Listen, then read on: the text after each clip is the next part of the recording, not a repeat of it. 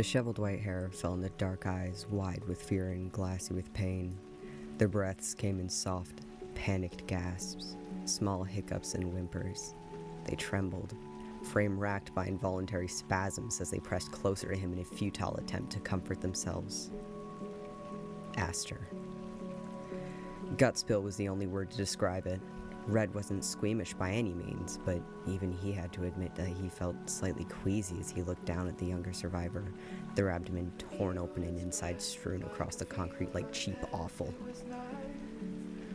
Red thought he was ready. Rounds with Decimal as their executioner were always deeply unpleasant, but at the least they were somewhat predictable. It would end like it always did, and Red would be ready, grimly bracing himself for the brutal demise that would undoubtedly come his way when Decimal inevitably saved him for last man standing. That, at least, he could deal with. Or so he believed. Nothing could have prepared him for this. He could still hear Decimal's gleeful cackle as he impaled Aster through the stomach and ripped upwards, splitting them open before carelessly dumping their glitching body where Red was sure to see it. Red was painfully aware that it was a strategic move, a carefully calculated attack to draw him out of hiding. But goddamn if he was gonna let his son die alone and afraid at the hands of that bloodthirsty maniac. The two of them were now huddled in the back of a dark, narrow alleyway. Red's rifle was strewn to the side, momentarily forgotten. It reeked of garbage and rot. The wall was cold against Red's back, damp from the glistening rain. As he shivered from the chill, he could feel a nervous purr starting in his throat. A scratchy, pitiful noise, a physical manifestation of his stress and fear. They were the last ones alive. Though there was no sign of Decimal currently, it was but a painful caricature of safety. They had gotten away for the moment, but Red knew it wouldn't be long before they were next. Hey, kid, look at me. Focus on me, alright? Don't pass out on me now. Red warned as he held them closer, gently cradling Aster's head to his shoulder. His heart beat erratically in his chest, blood roaring in his ears, hands shaking, but he tried his damned best to keep it from showing on his face. He had to keep it together. Aster needed him to be strong. Aster mustered up the energy to look up at Red with glazed, distant eyes, fighting to keep the last vestiges of their consciousness as their body twitched uncontrollably. Red, I don't feel so good. Their voice broke mid-sentence, body spasming with the stress of being slowly overridden by malicious code. Red's chest tightened uncomfortably. He hated that tone. It was too faint, too weak, as if Aster had already resigned themselves to the inevitable. That made him angry. "Not another word out of you," he snapped, the reprimand coming out much more harshly than he had intended. "Save your strength." Red was no stranger to death. He had seen it. Hell, he flirted with it, maybe 1,000 times before. His comrades dying in combat during his military days, other survivors falling prey to a killer's minion, or a blade, or driven to insanity by a hallucination. The gruesome murder of his younger brother by his own hands. It was all familiar by now. He welcomed the Grim Reaper with open arms, but something about this time was different. This time, it was coming for Aster. Aster, nothing more than leverage. A pawn in a game they weren't even supposed to be playing in the first place. Red knew he was being foolish. Death didn't carry the same sort of finality in this hell. Nevertheless, for some damned reason, he couldn't bring himself to let the younger survivor go.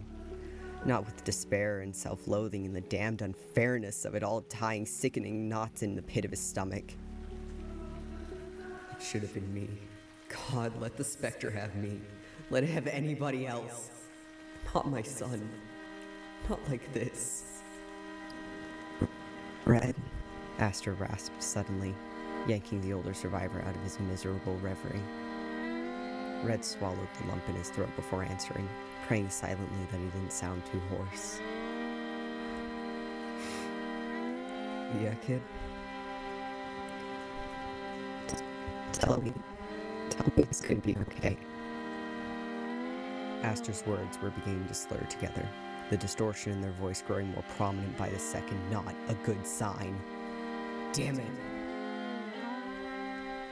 Don't talk like that, Astor, Red whispered, lacing his fingers through Astor's own and giving their hand what he hoped was a comforting squeeze.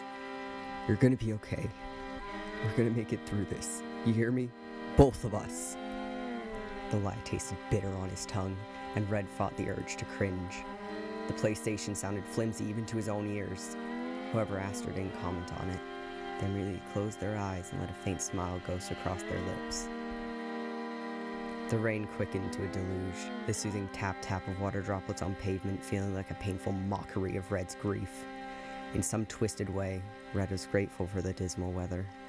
It allowed him to pretend he wasn't shedding tears. Don't you dare close your eyes, Red reminded Astor, agitation seeping into his voice for the first time since Astor was injured. The anxious rumble in his throat intensified involuntarily as his distress mounted. He was trying to keep calm, really, but his nerves were beginning to fray. He tapped Astor's cheek. Hey, Astor, did you hear me? Don't close your eyes, Astor. No answer. He tried again. Asterion! Relax, old man. Astor mumbled, opening their eyes slightly. Their words were barely intelligible at this point, muddled by both the vocal distortion and the claret that began to bubble past their lips with every passing breath. I'm still here. Not for much longer. An all too familiar voice cooed in Red's head, dripping with cruel amusement, unmistakable even through the intense hissing and crackling.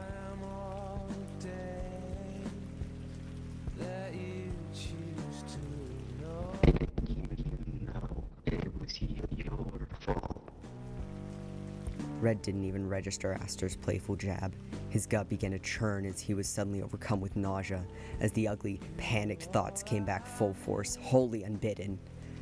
They clawed themselves into the spaces between Astor's wet, labored breaths, turning to static in Red's ears. He could not tell where Decimal's thoughts ended and his own began. Shut up! Red snarled aloud, voice ragged and ugly in the small space. Oh, touchy. Think about it, kid.